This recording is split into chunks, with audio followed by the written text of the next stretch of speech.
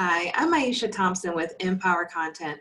And today what I want to do is talk a little bit about how storytelling copy works in the real world. So I'm going to walk you through some of the e-commerce examples that I found, because one of the things I get asked a lot is, what does storytelling look like in, I guess, the real world, not in the theory world. So what I want to do is show you some examples of what not to do when you're trying to shoot for a story-based content and what it looks like in action. So one of the things I do want to mention before I get started with the examples is, in story-based content, you are not the star of the show. So while your story, your brand story is important, and we'll get into that probably in another video, but your customer's story, so what they want to solve for, is the most important. And your brand, your product, your service is about helping them solve that problem and be the hero of their own story. So I'm going to go ahead and get started, but definitely keep in mind when we're going through these examples that you're the sidekick, you're not the star player, and you really want to hone in on your customers' problems and how you can help solve them. So what I'm going to do now is share my screen, and we'll jump into some of these examples. Okay, let's get Zoom away here.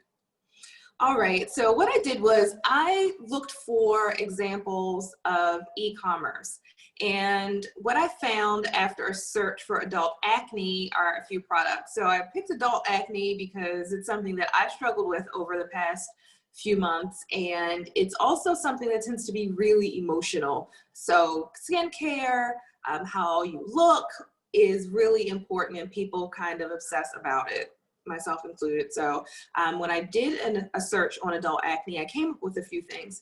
And what I want to do is show you these examples. So what we're going to do is start with an example by Paula's Choice Skincare. So I did a little poking around after my Google search, and this is a fairly reputable brand. As you can see here, they have 4-star reviews, and they like I said, they did have reputable brand messaging on Google. So what I want to do here is just take a look at the product description, and then we'll move a little bit further down here. So this gentle acne fighting cleanser removes excess oil, pore clogging debris, makeup, blah, blah, blah, right? So all of this is your standard features and benefits fare. So this doesn't say much about the customer. It doesn't engage the customer at all. It doesn't talk about, what the customer might be dealing with from a story perspective. And not that, it's not wrong, right? This is kind of your standard fare that you'll see. And obviously they're doing something right because they're getting great reviews. So not that this is the wrong approach, but it's not a story-based approach, which I'm a total advocate of. So then we get down here and we get more of the features and benefits. So why is this different? What does it do? How to use it? None of which speaks to what your customer is dealing with. So this is a what not to do from a story-based perspective. Again, we're dealing with features and benefits, and not necessarily what the customer would be thinking or feeling when they come to this page. The next example I found was from another very reputable skincare brand, Murad. And they did a little better with bringing in story, but not that much. They, again, talked a lot about their product, their story, their features and benefits, but they did at least address the customer. So we have Stress Less Skincare. So they start talking about the fact that, skincare can be stressful and a hassle. So they talk about that in that perspective in the headline. And then they get down to the other headline and they ask the customers a question: have post-acne scars? So again, we're starting to bring the customer in with a little bit of story, but not a whole lot, because as you read through here, you'll see again, they jump right back into me land. What do we do? How do we fix it? That sort of thing.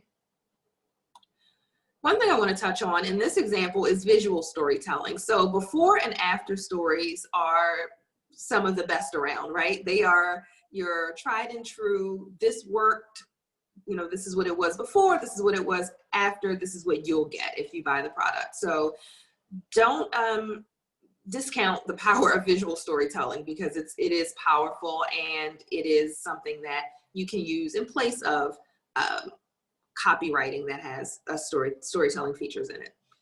So this, again, we're moving in the right direction, but we're still not quite there.